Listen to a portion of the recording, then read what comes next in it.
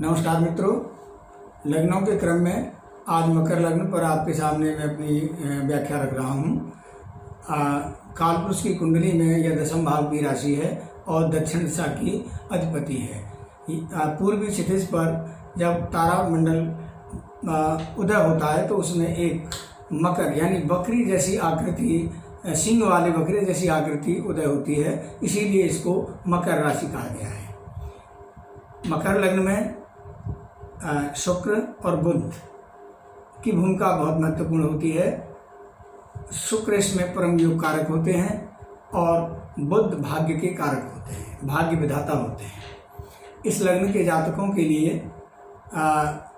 माँ भगवती की आराधना बहुत महत्वपूर्ण होती है। वो इनकी इष्ट होती हैं और माँ भगवती की आराधना करने पर इनके समस्त संकट दूर हो जाते हैं और समस्त बाधाएं दूर हो जाती हैं। समस्त रिष्ट भंग होते हुए श्रेष्ठ फल इनको मिलते हैं। तो माँ भगवती की शरण में इनको रहते हुए अपने जीवन को आगे बढ़ाना चाहिए। इसमें क्योंकि शुक्र परम योग कारक होते हैं तो ऐसे लोगों की उन्नति उच्च पदस्थ महिलाओं के कारण ज़्यादा होती है, क्योंकि वह महिलाओं का स्थान है। यदि कोई महिला भी इस लग्न में पैदा हुई है, मकर लग्न में कोई लड़की पैदा हुई है, तो उसको भी अपने कैरियर में जो उछाल मिलता है किसी महिला की वजह से ही मिलता है, चाहे वो राजनीति हो, चाहे वो किसी उच्च पद पर हो। आगे बढ़ते हैं, क्योंकि बुध को हमने भाग्य का कारक बताया। यदि बुध इस लग्न में नवम भाव में ही बैठ जाए, जो नवम भाव उनके पास है, तो यहाँ यह बुध की त्रिकोण राशि है प्लस उच्च राशि है, तो ऐसे लोग अत्यंत भाग्यशाली होते हैं। कदम कदम पर किस्मत इनका साथ देती है और ये अपनी किस्मत को सराहते हैं। इसके विपरीत यही बुध यदि इनकी कुंडली के चौथे भाव में मीन राशि में बैठ जाए तो इनके भाग्य को बिगाड़ देता है। इस लग्न के वो जातक जिनकी कुंडली में बुध 12वीं राशि यानी मीन राशि में चतुर्थ भाव में आ जाए, तो ये देखा गया है कि सब कुछ होते हुए भी एक दिन व्यक्ति को दर दर की ठोकरें खाने पर यह बुध मजबूर कर देता है। तो बुध का इसमें बहुत बड़ा भूमिका होती है। दूसरी तरफ शुक्र जो परम योग कारक ग्रह है, इसकी भी एक विचित्रता है। यह शुक्र यदि नवम भाव में आ जाए यानी बुध की राशि में आ जाए तो बहुत दुखद होता है। यह पूरी किस्मत को बिगाड़ देता है। कैसे? यह इसकी नीच राशि है और यहाँ पर बैठा हुआ शुक्र इस स्थान पर बैठा हुआ, अनेक शास्त्रों में, ज्योतिष की किताबों में, पुस्तकों में मनीषियों द्वारा ये बताया गया है कि मकर लग्न में शुक्र का नवम भाव यानी कन्या राशि में आ जाना व्यक्ति के किए कराए पर उसकी संतान के द्वारा पानी फेर दिया जाता है। पुत्रों के कुकर्मों से, पुत्रों के अपराधों से ऐसे व्यक्ति को बहुत अधिक जीवन में कष्ट झेलने पड़ते हैं। तो जिनका भी शुक्र मकर लग्न में नवम भाव में पहुंचता है तो एक तरीके से वो व्यक्ति पूर्व जन्म में कुछ ऐसा करके आते हैं कि शुक्र यहाँ पर उनको दुर्भाग्य लेकर के आता है साथ में। तो ऐसे जातकों को बहुत पुण्य करनी चाहिए, कन्याओं के पूजन करने चाहिए, महिलाओं का बहुत अधिक आदर करना चाहिए यदि किसी की कुंडली में ऐसा योग है। अब मकर लग्न को बल हम कहाँ से देखेंगे? तो मकर लग्न में बल कहाँ से मिलता है? देखिए, एक तो शनि महाराज जो उसके स्वामी हैं वो कहाँ पर हैं। यदि वो लग्न में है तो लग्न बहुत बली होगा उनका। यदि द्वितीय भाव में है तो भी बहुत बल मिलेगा। मकर लग्न में शनि यदि द्वितीय भाव में हो तो व्यक्ति बहुत अधिक भूमि भवन का मालिक बन जाता है। वहाँ शनि बार बार भवनों का निर्माण कराते हैं, बार बार नई जमीनें खरीदवाते हैं और उनमें बहुत अधिक प्रॉफिट के साथ बिक्री कराते हैं। तो क्योंकि शनि का लग्न है और शनि इन दो स्थानों पर बहुत ही शुभ फल करते हैं।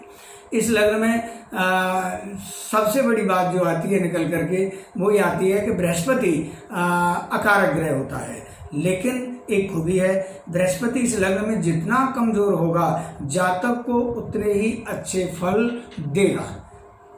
बृहस्पति का कमजोर हो जाना ऐसे जातक के लिए वरदान होता है।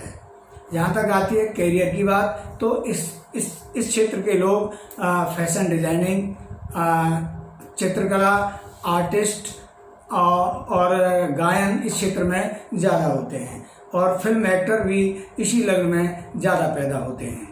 आप पाएंगे कि मकर लग्न के लोगों की एक खूबी होती है, जैसा कि मैं शायद पहले आपको बता चुका हूँ, कि जब ये किसी के जीवन में पदार्पण करते हैं मित्र के रूप में, तो उसका पूरी किस्मत पलट जाती है। यानी वह व्यक्ति बहुत सौभाग्यशाली अपने को महसूस करता है।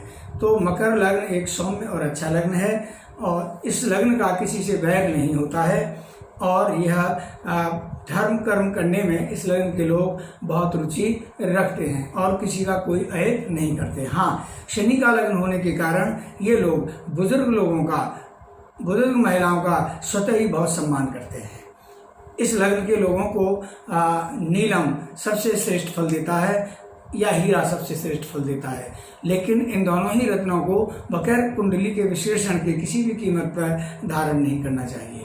जैसा कि मैंने पहले बताया है, यदि नवम भाव में बुध आ जाता है तो कोई चिंता की बात है ही नहीं, व्यक्ति अत्यंत सौभाग्यशाली सिद्ध होता है। यही बुध यदि चौथे भाव में चले जाए तो वहाँ पर व्यक्ति को बहुत अधिक सावधान होकर के बुध को मजबूत करना चाहिए। उसका सबसे अच्छा तरीका है कि बुधवार को चिड़ियों को दाना खिलाए, पौधों में पानी लगाए और मूंग का दान करें। निश्चित तौर पर ही व्यक्ति को अपने दुर्भाग्य से छुटकारा मिलेगा। शुक्र यदि नीच राशि में पहुंच जाए, जहां पर वह संतान में भी पुत्रों के द्वारा व्यक्ति का बहुत अधिक विनाश करा देता है, तो वहां पर व्यक्ति को बहुत अधिक कन्या पूजन करना चाहिए, कन्याओं का दान करना चाहिए, माँ भगवती के शरण में रह करके उनसे अपने पूर्व जन्मों के किसी भी अज्ञात बुरे कर्मों की नंगे पांव जाकर के क्षमा याचना करनी चाहिए। और ऐसा करने पर मैं आपको ये विश्वास दिलाता हूँ कि निश्चित व्यक्ति के जीवन में जो परेशानियां हैं वो एकदम कम हो जाएंगी। ऐसे जातकों को हमेशा लाल और पीले रंग से दूर रहना चाहिए, क्योंकि ये दोनों रंग इनके लिए अकारक हैं।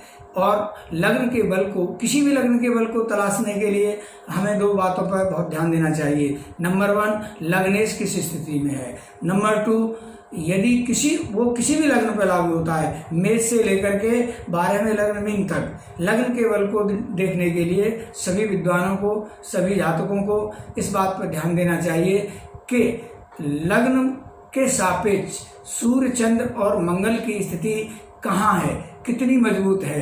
क्यों कि लग्न के कारक चाहे कोई भी ग्रह है, ये 3 ही ग्रह होते हैं, सूर्य, चंद्र और मंगल। कोई भी लग्न क्यों न हो, यदि ये कुंडली के मजबूत भावों में हैं तो लग्न को बहुत अधिक बल प्रदान कर देते हैं, बल्कि दूसरे खराब स्थिति में बैठे हुए ग्रहों को भी बहुत हद तक अशुभ फल करने से रोकते हैं। तो इस तरीके से जो मकर लग्न है बहुत महत्वपूर्ण लग्न है, शनि महाराज का लग्न है। इन लोगों में न्यायप्रियता की भावना निश्चित होती है। जैसा कि मैं आपको बता चुका हूँ, ये जब सूर्यदेव इस राशि में आते हैं तो उत्तरायण कहलाते हैं कि अब जो है सूर्य उत्तरायण हो गई। इसी तरह से जब ये लोग दूसरे किसी की जिंदगी में पदार्पण करते हैं तो बिल्कुल इसी तरीके से दक्षिणायन से उनकी जिंदगी को उत्तरायण कर देते हैं। तो मैं समझता हूँ कि मेरा यह भाष्य यहीं तक ठीक है, क्योंकि इसका विस्तार तो बहुत आगे तक बताया जा सकता है। मैं उम्मीद करता हूँ कि आपको इससे अवश्य ही लाभ मिलेगा। नमस्कार, धन्यवाद।